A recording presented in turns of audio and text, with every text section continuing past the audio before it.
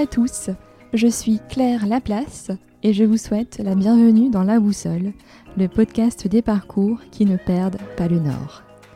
Dans ce podcast, je vous propose, un lundi sur deux, d'aller à la rencontre des talents et personnalités du nord de la France.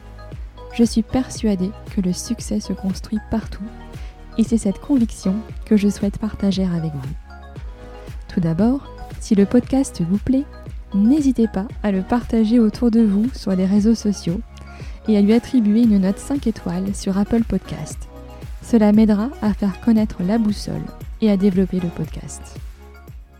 Pour ce premier épisode de La Boussole, je vous emmène à la rencontre de Yann Orpin, dirigeant du groupe Cleaning Bio, président de la CCI Hauts-de-France pour quelques semaines encore, et nouveau président du MEDEF Lille Métropole, aux côtés d'une équipe de choc composée de François Dutilleul, dirigeant de l'entreprise éponyme, et Claire Jolimont, dirigeante de Pinkflow, tous deux ses vice-présidents. Avant de laisser place à ma conversation avec Yann Orpin, je tiens à le remercier chaleureusement d'avoir accepté en quelques heures de me rencontrer et d'avoir trouvé en moins de 15 jours une place pour notre rencontre dans son agenda chargé. Je suis très heureuse d'avoir pu découvrir un homme engagé pour qui l'entreprise a une véritable vocation d'intégration sociale et qui agit au quotidien pour son territoire et ses entrepreneurs. Sa volonté affichée d'épauler les startups fait partie de son ADN, tout comme son souhait de rendre aux entrepreneurs locaux l'accompagnement qu'il a reçu à ses débuts via le Centre des jeunes dirigeants. Je ne vous en dévoile pas plus et vous propose de passer à l'écoute de ma conversation avec Yann Orpin. Bonjour Yann, voilà, c'est le premier épisode du podcast La Boussole. Je te remercie d'avoir accepté aussi rapidement mon invitation parce qu'il faut le dire, quasiment le jour même ou le lendemain, tu as dit oui après que je t'ai contacté via LinkedIn. Donc je te remercie pour ça parce que je sais que ton emploi du temps est minuté et que tes heures sont comptées. Et l'objectif de ce podcast, c'est de parler de ton parcours, de ton engagement sur le territoire local, afin que les personnes qui vont écouter ce podcast puissent te découvrir et te connaître davantage. Alors pour moi, la première chose qui me vient à l'esprit quand j'ai regardé tout ce que tu as fait sur ces presque 20 dernières années, c'est que tu es un homme engagé. Est-ce que cette définition te correspond ? Bonjour Claire. Écoute, cette définition, oui, je trouve qu'elle peut me correspondre avec l'ensemble des engagements que je tiens aujourd'hui. Et c'est jamais je manque jamais d'envie de m'engager pour pouvoir faire avancer notre territoire, faire avancer toutes les personnes qui veulent progresser dans la vie, que ce soit des entrepreneurs, que ce soit des personnes qui veulent changer de vie ou également faire avancer les politiques pour qu'on puisse avoir une belle ville qui soit attractive et dans laquelle les gens se sentent bien. Et donc, du coup, si on peut recommencer par le début, c'est-à-dire ton entrée dans l'entreprise familiale, parce que Cleaning Bio est une entreprise familiale, c'est ça ? C'est ça. Alors en fait, moi je suis juriste de formation, juriste en droit du travail. J'ai démarré ma carrière en 2000 à Entreprises et Cités, donc, que je rejoins là en tant que président du MEDEF maintenant, donc je retourne finalement aux sources. Je suis resté juriste 1 an et demi. Ensuite, pour des raisons de développement de l'entreprise, ma mère m'a demandé de la rejoindre. Il y avait une entreprise à l'époque qui s'appelait Cleaning et qui était dans un virage qu'elle devait prendre. Et donc j'ai accepté de rejoindre, donc, de quitter mon poste de juriste et de rejoindre l'entreprise qui devait prendre un virage. Alors le virage, c'était on a une vraie volonté d'être très porteur de sens dans l'entreprise, à la fois sur le respect de la nature, donc très écologique à ce niveau-là, mais également très humain, sur la façon dont on pouvait accompagner les collaborateurs dans l'entreprise et mettre vraiment du sens au cœur de l'entreprise en réinventant un peu le modèle. Donc ça, c'est en 2002. Pendant 2 ans, on réécrit un peu la stratégie, on revoit les objectifs et donc on écrit. Alors en 2004, je rentre également au Centre des jeunes dirigeants et au MEDEF. Et donc ça permet d'avoir une double vision. Avec le CJD, c'est vraiment d'avoir un effet miroir et voir comment je peux sortir la tête du guidon et mieux réécrire en prenant de la hauteur le projet qui était le nôtre. Et qui était d'ailleurs de faire de la différence une chance. C'est de permettre de se dire comment faire des contraintes des opportunités, ou autrement dit, comment est-ce qu'on regarde les choses de manière toujours positive. Et d'essayer de construire, quelle que soit la situation que l'on a, en se disant, voilà, cette contrainte m'a permis de faire une erreur que je ne recommettrai pas, et donc de créer un canal de réussite futur. en mettant systématiquement au cœur du projet nos collaborateurs. En 2004, on fait vraiment le pari de la compétence et on dit, on se moque finalement du parcours de la personne. Ce qui nous intéresse, c'est ce qu'elle a envie de construire. Donc, je suis contre le CV anonyme parce que les gens ne sont pas anonymes, ce sont des personnes. Donc il est important de savoir qui elles sont. Et si pour elles c'est important de nous dire ce qu'elles ont fait, il faut les écouter. Mais ce qui nous intéressait, c'est de savoir ce qu'elles souhaitaient faire. C'est-à-dire qu'à l'époque, même le CV, quand il y avait des parcours de vie avec des accidents, des incidents, en tout cas des gens qui sont battus pour réussir, ça nous intéressait parce que c'était des gens qui avaient vécu quelque chose. Et s'ils avaient envie de vivre autre chose, ça pouvait être chez nous.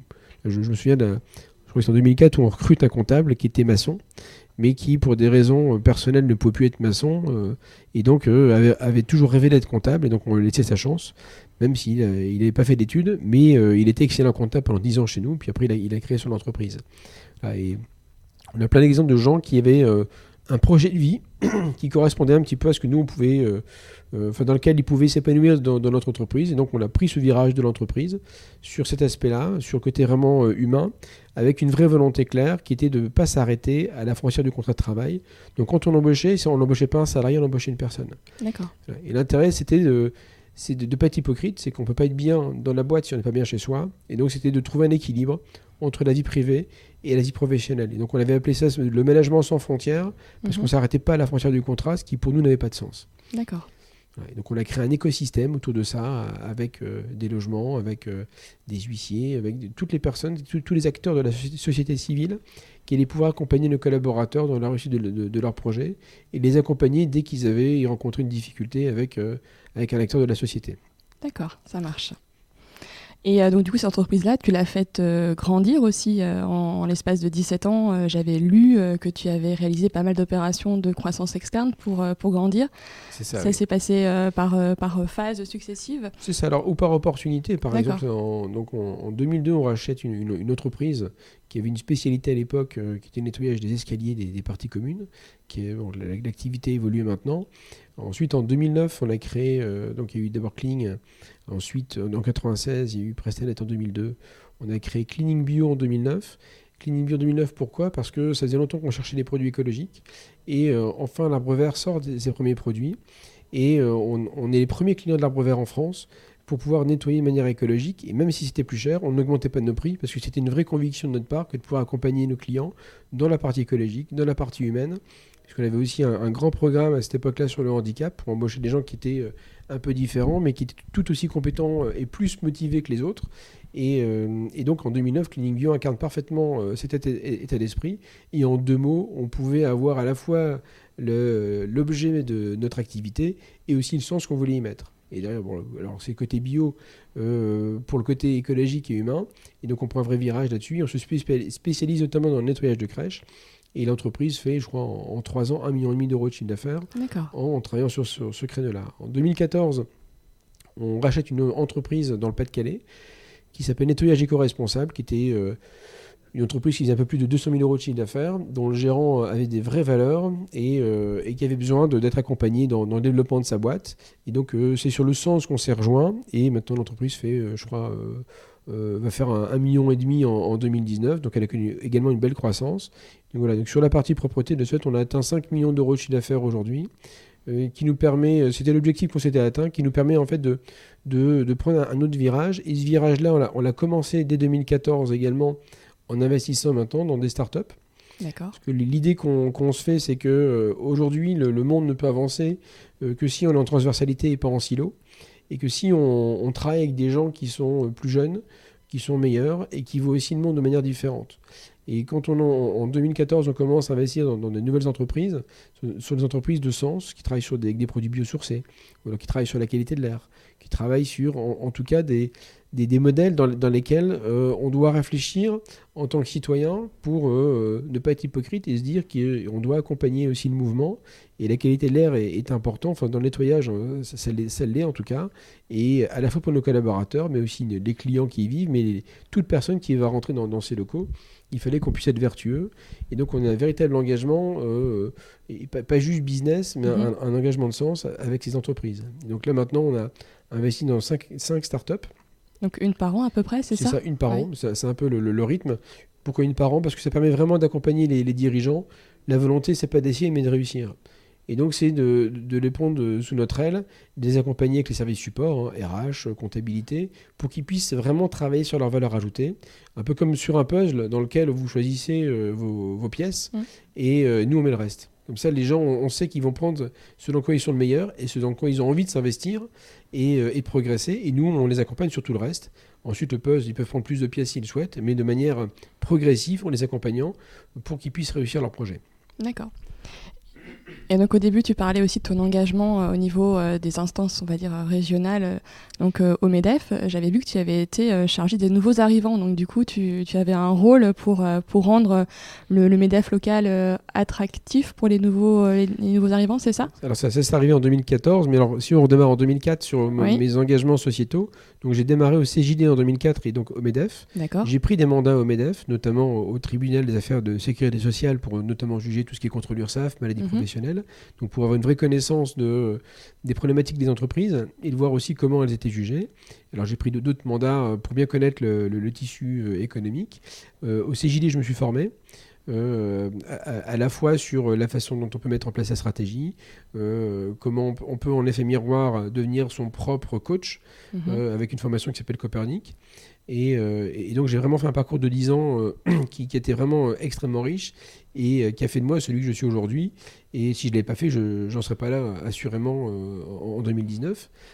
J'ai appris à déléguer, j'ai vraiment beaucoup appris au CJD. J'en suis devenu le président en 2008. D'accord. Et donc le projet d'entreprise était de faire de la différence une chance. Ce dont j'étais convaincu, c'est toujours plus facile de défendre quelque chose qu'on a mis en place dans sa boîte. Moi, je pense que la notion d'exemplarité est essentielle. On ne peut pas promouvoir quelque chose si on n'a pas fait nous-mêmes dans nos propres structures, parce que sinon on n'est pas crédible. Et puis si on promeut quelque chose qu'on n'a pas tenté, c'est compliqué de convaincre les autres si on n'a pas réussi à le faire par nous-mêmes. Oui, c'est sûr. Voilà, et donc en parallèle, je continue mes mandats au MEDEF. En 2010, quand je termine mon mandat au CJD, je lance Génération MEDEF pour que dans notre investissement sociétal, dans toutes les instances qui existent aujourd'hui, on ait des jeunes qui puissent prendre le relais et qui puissent aussi défendre les valeurs qui sont les siennes, enfin qui sont les leurs, et le sens qu'ils souhaitent partager. Et donc, Génération MEDEF, lancée en 2010, maintenant compte 80 membres. Donc des jeunes de moins de 40 ans pour le coup, qui ont envie de s'investir dans la cité, dans des mandats. Ça peut être des mandats sur l'eau, ça peut être des mandats sur le handicap, sur les prud'hommes, enfin sur tout un ensemble de choses qui est essentiel et nécessaire pour que notre société puisse être représentée par l'ensemble des personnes.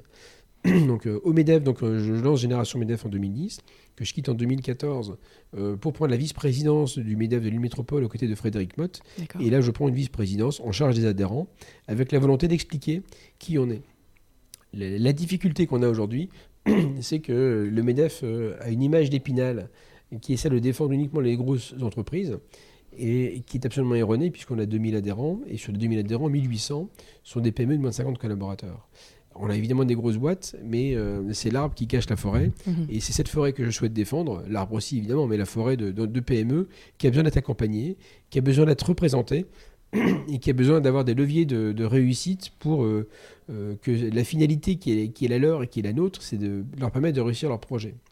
C'était vraiment de les accompagner en leur expliquant qui on était, ce que l'on faisait, et donc d'accompagner les adhérents pour leur dire qui on est. C'était le meilleur moyen pour qu'ils puissent nous solliciter dans notre domaine de compétences pour mieux réaliser cette finalité qui est celle de réussir leur projet. D'accord. Donc finalement, tout ce que tu as reçu, on va dire, via le CJD, et bien maintenant tu le rends via ce que tu fais au MEDEF, mais aussi depuis 2016, si je ne dis pas de bêtises, au sein de la CCI Hauts-de-France.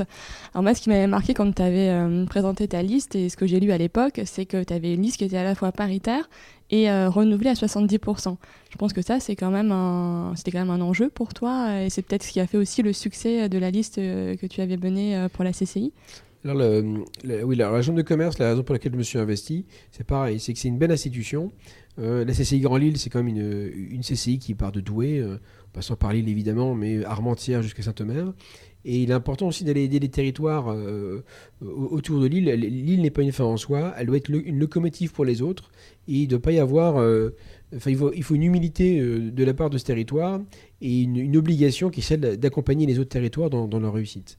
Le fait d'avoir aussi une liste paritaire, c'était d'être exemplaire, pour une raison simple, c'est que la compétence, elle est multiple, et on était dans une CCI qui était dépoussiérée, dans laquelle il y avait beaucoup trop d'hommes, elle était âgée, et il fallait un mixte. Il faut des gens qui sont âgés parce qu'ils ont l'expérience, et c'est important de partager l'expérience. On parlait de mentoring, c'est important d'avoir un mentor qui puisse expliquer aussi d'où on vient pour savoir où on va, mais il faut aussi rajeunir, il fallait aussi féminiser, parce qu'il n'y a pas de raison que les commissions ne soient pas tenues par des femmes compétentes. Et le fait est que on avait une liste à la fois paritaire, et j'ai nommé des présidents et présidentes de commission, et de manière tout à fait involontaire, il y a eu une vraie parité aussi dans ce domaine-là. Le bureau était également paritaire. Voilà, donc on a vraiment une CCI qui est paritaire et qui a réussi à se redéployer, parce qu'on avait des gens qui avaient vraiment envie de s'investir, en qui on croyait, et qui voyaient qu'on était crédible et exemplaire dans la façon d'avoir constitué la liste, et avec une ambition qui était forte au démarrage, et qui malheureusement par les baisses budgétaires, les coupes budgétaires que l'État a mis en place, a été un petit peu freinée, même assez freinée, parce qu'on n'avait plus les moyens forcément de mettre en place tout ce qu'on souhaitait. Bon, en tout cas, la dynamique était lancée, et on s'est plus sur cette dynamique pour lancer un nouveau MEDEF, le MEDEF là, pour lequel je viens d'être élu pour Lille Métropole, oui. Puisque le conseil d'administration est féminisé à 30%. D'accord. Il y a des présidents de commission aujourd'hui qui sont en train de prendre également des responsabilités au sein du MEDEF. Ma vice-présidente Claire Jolimont a 29 ans. Elle est entrepreneur depuis 6 ans. Elle incarne parfaitement cette nouvelle économie à la fois tech mais d'innovation, puisque l'innovation n'est pas que de la tech non plus, pour pouvoir créer une dynamique pour notre territoire.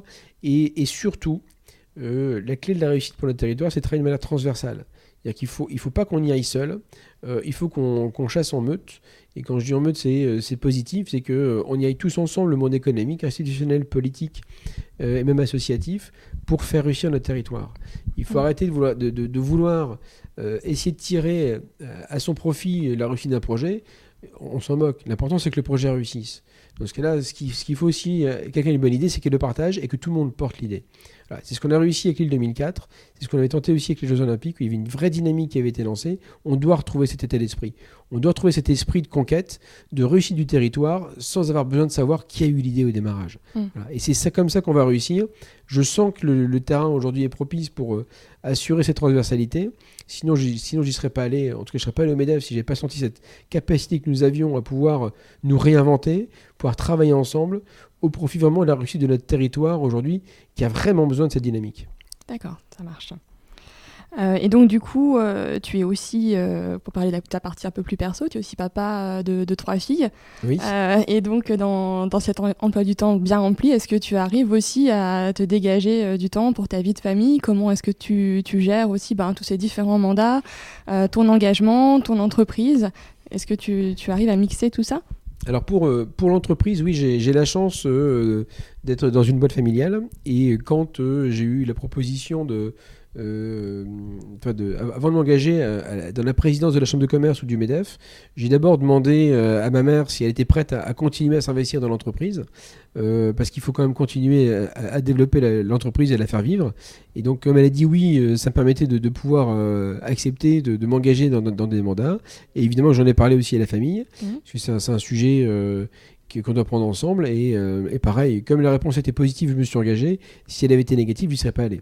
Voilà. Donc les décisions sont vraiment collectives, et j'aurais vraiment suivi la décision familiale si elle avait été inverse. Donc ça, c'est important, c'est le premier point. Et grâce au digital aujourd'hui, oui, j'arrive à m'organiser pour pouvoir aussi rentrer et manger en famille.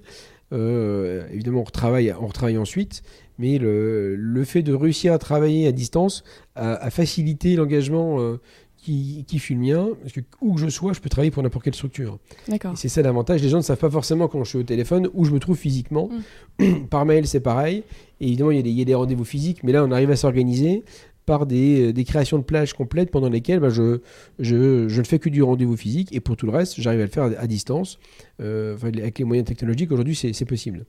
Ça demande une organisation très minutée. Je reconnais que ça fait des très grosses journées. Oui.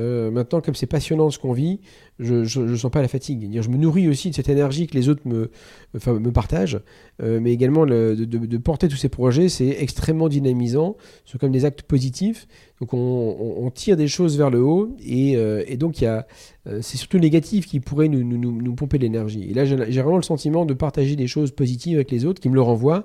Et donc ça m'alimente en termes d'être en forme en tout cas au quotidien et de limiter la fatigue par ce biais-là. Alors ça demande aussi une vie bien ordonnée.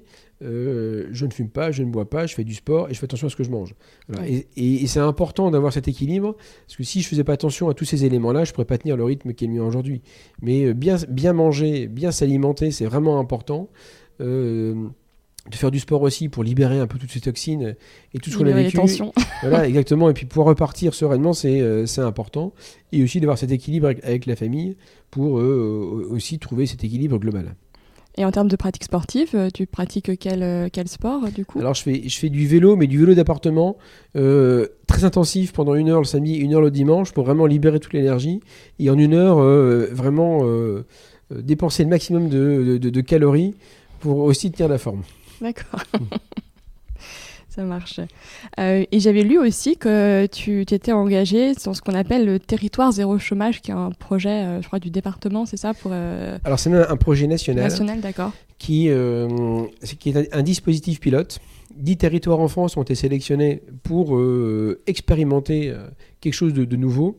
Alors en quoi c'est nouveau? L'association a pour statut de donner du travail à tous ceux qui veulent travailler sur les territoires. Alors pour les Hauts-de-France, c'est la MEL qui a été retenue, donc la métropole européenne de Lille qui porte le projet et qui a déterminé 2 territoires à Los et à Tourcoing, et avec un écosystème que je trouve formidable puisqu'il réunit à la fois le monde politique, puisque les maires concernés, la MEL sur la partie portée par des gens qui relèvent du social.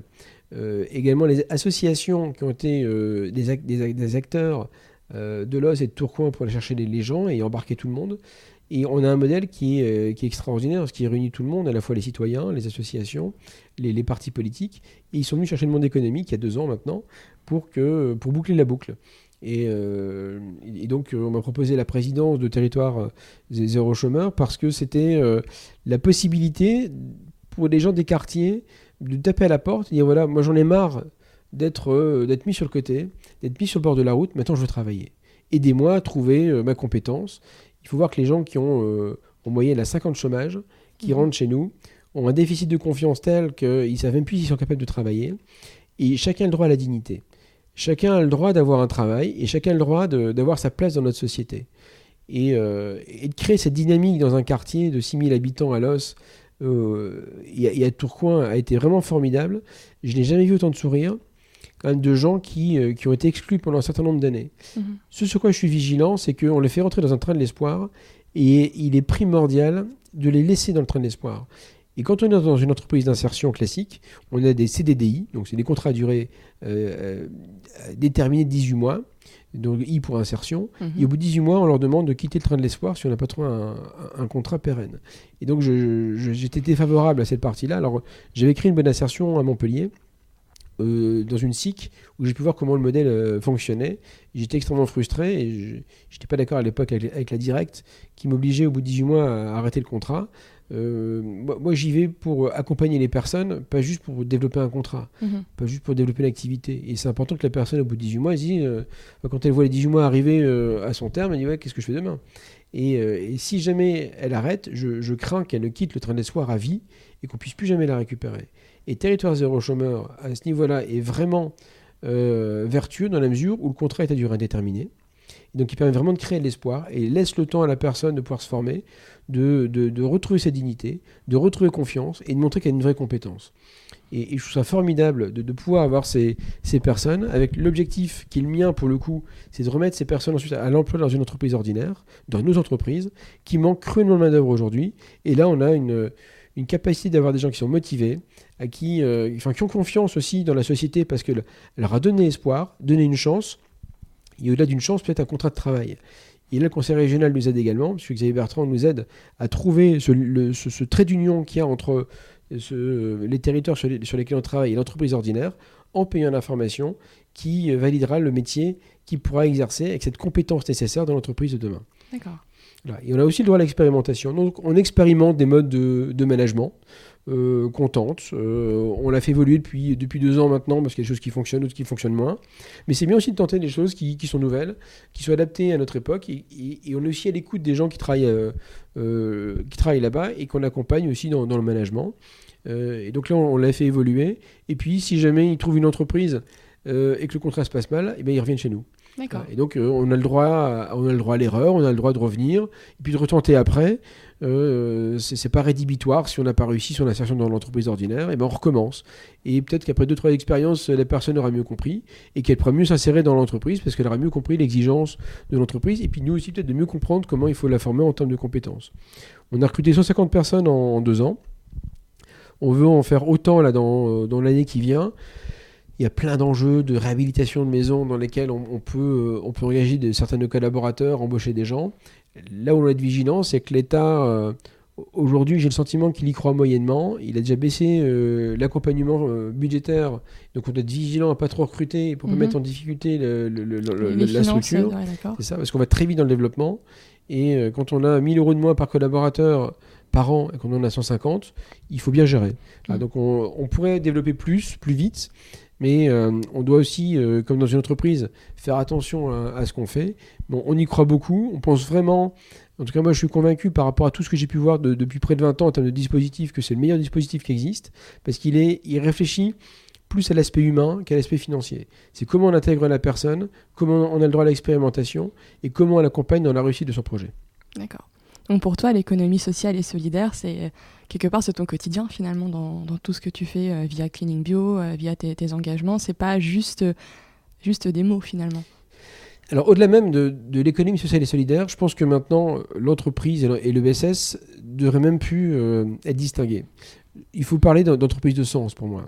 La nouvelle génération, elle met le sens au cœur de leur projet. Quand on parle de RSE, ils ne savent même plus ce que c'est parce que ça fait partie de leur ADN. Je pense que il y a une prise de conscience telle aujourd'hui qu'on ne doit plus parler d'économie sociale et solidaire, d'environnement. Ça doit faire partie de notre quotidien. C'est quand on voit une personne qui est sur le bord de la route, il faut lui tendre la main. Et quand on a une entreprise, c'est peut-être de lui laisser sa chance dans l'entreprise. Moi, j'ai des gens qui me demandent de l'argent dans la rue. Je dis non. Mais je dis, mais en revanche, si tu veux bosser, moi, je peux te filer un boulot. Et là, parfois, les personnes me disent non. Voilà. Et donc là, je ne suis pas d'accord. C'est que si on veut s'intégrer dans la société, chacun doit faire un effort. Et c'est le sens, je pense, de notre territoire. On a un super territoire très solidaire dans lequel les gens ont cette appétence sociétale qui permet de faire avancer chacun. J'ai toujours dit que le groupe Cleaning Bio n'était pas une entreprise sociale, mais une entreprise solidaire. Et moi, je tends la main aux gens. Si elle l'apprend, je vais l'aider. J'ai déjà recruté des gens qui vivaient chez l'un et l'autre, donc il n'y a pas vraiment de domicile fixe, et donc à qui qu'on accompagne pour trouver un logement, pour trouver un moyen de locomotion, pour s'insérer dans la société. Et s'ils jouent le jeu, on va vraiment se défoncer pour qu'ils réussissent leur projet de vie. Parce que c'est vraiment d'un projet de vie dont on parle. Mais si la personne, on lui tend la main, mais qu'elle n'apprend pas, et bien dans ce cas-là, il ne faut pas qu'elle se plaigne d'être dans des situations difficiles. Et dans ce cas-là, c'est pour ça que je ne fais pas du social mais du solidaire, c'est qu'on va aider toutes les personnes qui veulent s'en sortir, mais il faut qu'elles jouent le jeu. Et si elles ne jouent pas le jeu, j'ai pas d'état d'âme. Dans ce cas-là, moi, c'est comme une entreprise qui doit réussir son projet d'entreprise également.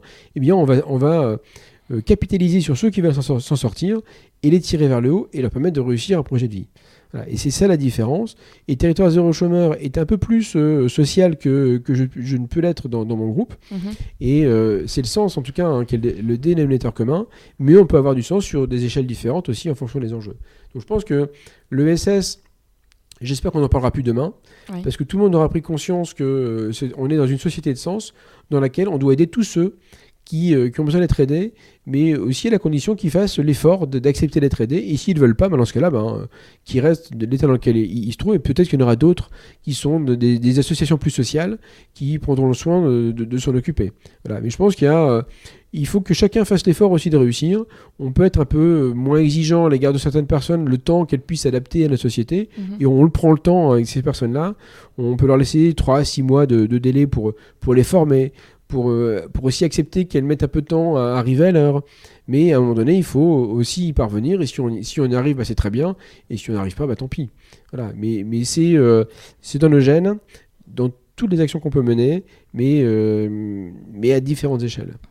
Et du coup, c'est cette énergie-là que tu as aussi envie d'insuffler au niveau du MEDEF Lille Métropole. C'est ça aussi que tu veux, en fait, que les entreprises finalement qui font partie du MEDEF, où c'est vrai que tu disais, on pense que c'est des grandes entreprises, c'est que la face immergée de l'iceberg, il y a beaucoup de PME qui sont au niveau du MEDEF. C'est vrai que parfois l'entreprise peut être, on va dire, moins valorisée au niveau du grand public, on pense au patron, etc.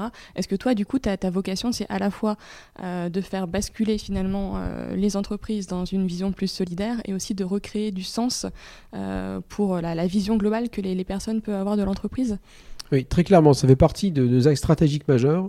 La première chose à laquelle je crois, c'est qu'il faut qu'il y ait une prise de conscience bilatérale entre l'économie plus traditionnelle que je peux représenter et toute la nouvelle économie qui arrive aujourd'hui, l'entreprise de sens, que ce soit la tech, l'innovation, ou en tout cas les entreprises que veulent créer les jeunes, dans laquelle le sens est au cœur de leur projet. Ce qu'ils souhaitent, c'est créer un impact positif pour la planète, qui soit environnementale, sociale ou sociétale, et c'est seulement ensuite qu'ils créent leur modèle économique. Quand l'économie traditionnelle parle d'abord du modèle économique, pour ensuite y mettre du sens. Et si on prend dans l'ordre la façon dont ils ont monté le projet d'entreprise, comme il est différent, aujourd'hui ils se comprennent mal. Ou même parfois ils disent, voilà, il y a une génération Y, elle les a peur, etc. C'est juste qu'en fait, ils n'ont pas compris que les deux pensaient différemment. Et donc le rôle du MEDEF va être de créer un lien entre les deux. L'économie traditionnelle qui pourront être les mentors de ces jeunes, et ces jeunes qui vont être, parce que ce sont des digital natives, ils vont pouvoir permettre à ces entreprises traditionnelles de prendre le virage du digital et le virage du sens, pour ceux qui n'ont pas réussi. Et je suis convaincu que c'est en travaillant, non pas en silo, mais de manière transversale et en complémentarité, qu'on va réussir ce projet-là. Donc permettre de remettre du sens, de remettre de l'humain, de l'environnement dans ces modèles économiques, tout en permettant à ces jeunes de trouver la bonne voie aussi, de trouver leur modèle économique pour qu'elles puissent se développer de manière pérenne. Voilà. Donc ça, c'est le premier enjeu. Un autre enjeu, c'est dans notre engagement sociétal, je souhaite que l'entreprise s'engage dans tous les pans de la société, que ce soit au niveau du plan climatique, que ce soit aussi au niveau de l'inclusion, puisqu'on crée une commission inclusion. L'objectif n'est pas de créer quelque chose de plus, puisqu'il y a déjà suffisamment de structures qui existent, mais de fédérer toutes les structures qui existent pour permettre à ces entreprises, enfin ces associations, de réussir leurs projets. Elles sont toutes isolées, elles n'ont pas de moyens, elles n'utilisent rien parce qu'elles sont seules, et donc leur projet ne voit pas le jour. Et donc l'objectif, grâce à cette commission, c'est de faire émerger au moins un projet par an. C'est une thèse vraiment de la réussite qui est la nôtre. Donc un projet par an, si on a réussi 6 au bout de 6 ans, on aura gagné notre pari.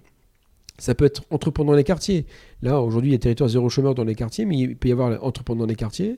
Il peut y avoir également comment on accompagne les associations dans l'inclusion pour permettre de créer un lien entre le monde de l'insertion et l'entreprise ordinaire. Pour nous, au MEDEF, trouver aussi des solutions au manque de main-d'œuvre de nos adhérents, puisque c'est une vraie problématique. Et donc d'impulser également en termes de communication, une communication à la fois qui soit adaptée à nos adhérents, mais aussi aux jeunes entrepreneurs pour que les deux s'y retrouvent. Et donc on va développer une nouvelle communication d'ici 2020 pour vraiment s'adapter à cette économie du 21e siècle, pour pouvoir attirer toutes ces entreprises-là. D'ailleurs, quand on parle de PME, il y a beaucoup de PME qui travaillent sur le sens, qui sont très humains, qui ne sont pas valorisés.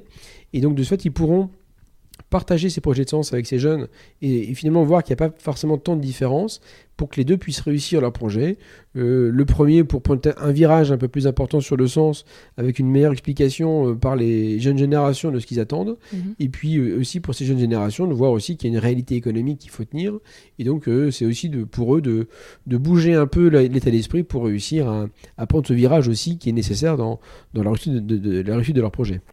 Et quand tu parlais de ce virage digital, pour toi, ton entreprise, ça se traduit concrètement par quoi? Parce que c'est un métier qui est plutôt manuel, mais est-ce que tu vois aussi des façons de digitaliser ton activité? Il y en a plein, oui. Et là, sur les startups dans lesquelles j'investis qui m'accompagnent, puisque le modèle dont je parle au MEDEF, c'est celui que j'ai fait aussi dans le groupe. C'est important d'être crédible quand on parle de quelque chose. Et d'être exemplaire. Et donc nous on l'a fait, c'est pour ça qu'on y croit. Et donc le virage du digital, on le prend par l'expertise de ces jeunes qui peut identifier chez nous en tout cas la façon dont on peut se transformer. Donc déjà là on transforme par la création d'un nouveau site où on peut être plus visible. On a une filiale qui a ubérisé le nettoyage. Donc on prend le virage du digital par une de nos filiales qui est une plateforme sur laquelle on a un certain nombre de personnes qui sont au bout d'un smartphone et qui reçoivent une alerte. C'est le premier qui est disponible, il peut intervenir sur le champ. Ce qui veut dire qu'on a une hyper réactivité grâce à la digitalisation de notre métier. Ce sera aussi peut-être demain d'avoir les plans en 3D de tous nos clients. Et le client, quand il souhaite quelque chose, il n'aura qu'à appuyer sur le lieu qu'il veut nettoyer. On en a une aussi qui s'appelle Cosière qui mesure la qualité de l'air et qui est un partenaire qui permettra aussi par des capteurs de savoir si notre client a une qualité de l'air qui est bonne. Et donc il pourra en temps réel sur le smartphone vérifier si la qualité de l'air est bonne ou elle ne l'est pas. Donc nous on se digitalise beaucoup par la prise de participation dans les startups qui ont compris comment digitaliser un certain nombre de sujets qui sont en lien avec notre métier et qui nous permettent également de réfléchir à des choses d'avenir. Comme je le disais là sur une dimension 3D, sur une qualité également qui peut être faite par des moyens beaucoup plus technologiques. Voilà, donc ce virage on le prend pas seul, on le prend avec des gens qui sont nés dedans et avec qui on collabore et qui nous permettent d'avancer sur le sujet. D'accord, ça marche. Et du coup, ce que je voulais aussi te poser comme question, c'est donc par rapport à ton projet, sur comment toi, tu envisages, je sais pas moi, à horizon 5 ans, ton développement, qu'est-ce que tu aurais envie d'avoir fait, quel impact tu voudrais aussi avoir, parce que bon, tu as déjà eu un bel impact sur le territoire. Quels sont tes projets pour l'avenir ? D'abord, c'est que on continue notre développement avec de mentoring avec des startups, que celles dans lesquelles on s'est investi personnellement réussissent leurs projets. Sur des projets justement à 5 ans pour ces projets de start-up, donc c'est bon timing. Pour le territoire, puisque le MEDEF c'est 3 ans, peut-être 3 ans de plus également, c'est qu'on a réussi à prendre ce virage important aujourd'hui, parce que notre métropole n'a pas énormément évolué depuis 30 ans. Elle a un peu bougé, mais pas assez, en tout cas par rapport à d'autres métropoles qui, elles, ont vraiment pris des virages qui leur permettent d'être peut-être plus attractives que nous aujourd'hui. Et donc le projet sera réussi si on arrive avec les politiques, les institutionnels et le monde économique à prendre ce virage, prendre ces bonnes décisions et réussir à avoir une métropole qui soit vraiment attractive, dans laquelle les gens ont envie de venir et que les gens qui y habitent soient heureux, parce qu'on a trouvé des solutions sur la mobilité, sur l'aménagement du territoire et sur la qualité de l'air, sur tous ces sujets aujourd'hui qui sont des sujets vraiment importants pour dynamiser nos villes, pour être en phase aussi avec l'évolution de notre époque. Et le pari sera réussi dans 5 ans si on atteint cet objectif. D'accord, ça marche. Alors maintenant, je voudrais terminer avec quelques petites questions rituelles. Alors tout d'abord, c'est quoi un peu ta journée type pour que les auditeurs se rendent compte de ce que c'est le quotidien de Yann Orpin ? Alors mon quotidien type, c'est je me lève à 5h ou 6h pour traiter les premiers mails de la journée jusque 7h. À 7h, je pars soit au bureau, soit à la chambre de commerce ou soit au MEDEF pour travailler les sujets et souvent des parapheurs ou des choses à traiter. Je commence les premiers rendez-vous à 7h30 ou 8h. Souvent, j'ai un repas qui est un repas de travail. Je rentre jusque 18h. Soit à 18h, j'ai des soirées, donc là, j'ai des soirées de représentation, ou alors je rentre en famille pour pouvoir manger avec la famille. Et ensuite, je reprends le travail pour lire soit des choses pour se tenir au fait de l'évolution de l'actualité, des dossiers, et de répondre aux mails. Et je m'arrête à 23h minuit pour me coucher, dormir quelques heures et redémarrer. Et donc, tu fais partie des chanceux qui n'ont pas besoin de trop de sommeil, ou pour toi, c'est quand même quelque chose qui est un petit peu compliqué à gérer ? Le sommeil, j'avais besoin de 7-8 heures de sommeil avant. Oui. Et avec la prise des mandats, j'avais moins de temps pour dormir. Et en fait, j'ai une meilleure qualité de sommeil aujourd'hui. J'ai plus besoin de dormir autant. Je peux dormir 5 heures et être en pleine forme le lendemain. À la condition, pour le coup, de bien se nourrir, de faire attention à ce qu'on mange. C'est pour ça que je ne fume pas, je ne bois pas et je mange sainement pour tenir le rythme. Oui, pas d'excès en fait finalement pour tenir. Je suis convaincu que c'est ça qui permet de tenir. C'est pas qu'une question de sommeil, c'est une question de qualité de vie qui permet de tenir le rythme et d'être en forme quasiment tout le temps. Alors je dis pas que j'ai pas parfois des moments plus compliqués où il faut que je fasse une sieste pour tenir après le reste de l'après-midi, ce qui est rare, avec des week-ends plus léger où je travaille moins. Je travaille souvent le matin et parfois le soir, ce qui fait... je travaille à peu près 6 heures par jour le week-end, mais sur des heures très décalées, ce qui me laisse des journées complètes où on peut être en famille. D'accord, ça marche. Et est-ce que tu aurais peut-être un livre qui t'aurait marqué, ou un ouvrage, ou même un magazine, quelque chose que tu voudrais conseiller aux auditeurs ? Alors sur plus un film, à la limite, que j'ai trouvé vraiment intéressant, c'est Itinéraire d'un enfant gâté. J'aime beaucoup finalement, on parlait de mentoring tout à l'heure, je trouve très amusant finalement la relation entre Belmondo et Ancolina sur le mentoring qui fut le sien pour piloter un peu son entreprise, qui en plus est une entreprise de nettoyage. Ouais. Là, et je trouve que ce film est assez intéressant dans la façon dont on peut réussir à faire évoluer des personnes dans le projet et de voir comment on peut être... on peut vraiment transformer d'autres personnes avec du sens et en partageant vraiment des valeurs et en étant proche en tout cas des autres pour qu'ils réussissent leur projet. Et donc ce podcast s'appelle La Boussole. Alors est-ce qu'il y a quelque chose ou quelqu'un à qui tu voudrais montrer le Nord ? J'aimerais montrer déjà aux gens du Nord, à tous ceux qui sont des acteurs, qu'on a une belle ville, qu'on a un beau département, qu'on a une belle région. Et j'aimerais leur montrer le Nord, mais tous ensemble. C'est pas tous dans leur prisme, mais c'est qu'ils sortent de leur prisme tout ce qui soit politique, institutionnel ou politique, et qu'ils prennent de la hauteur là-dessus, et qu'ils disent, oui, on a un beau territoire, et il faut qu'on réussisse le projet, mais ensemble. Et c'est en prenant cette hauteur, cette prise de recul, je pense qu'on peut leur faire prendre conscience qu'on a de beaux enjeux, mais qu'on doit y aller tous ensemble.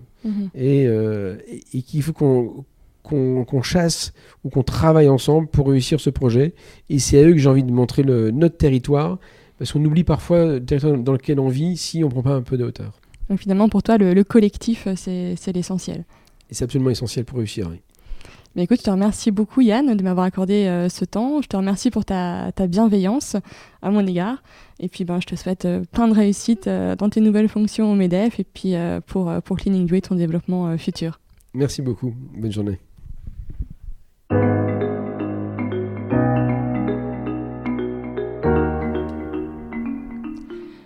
J'espère que ce premier épisode de La Boussole vous aura plu. Et si tel est le cas, n'hésitez surtout pas à le partager autour de vous sur les réseaux sociaux et à attribuer une note 5 étoiles sur Apple Podcast.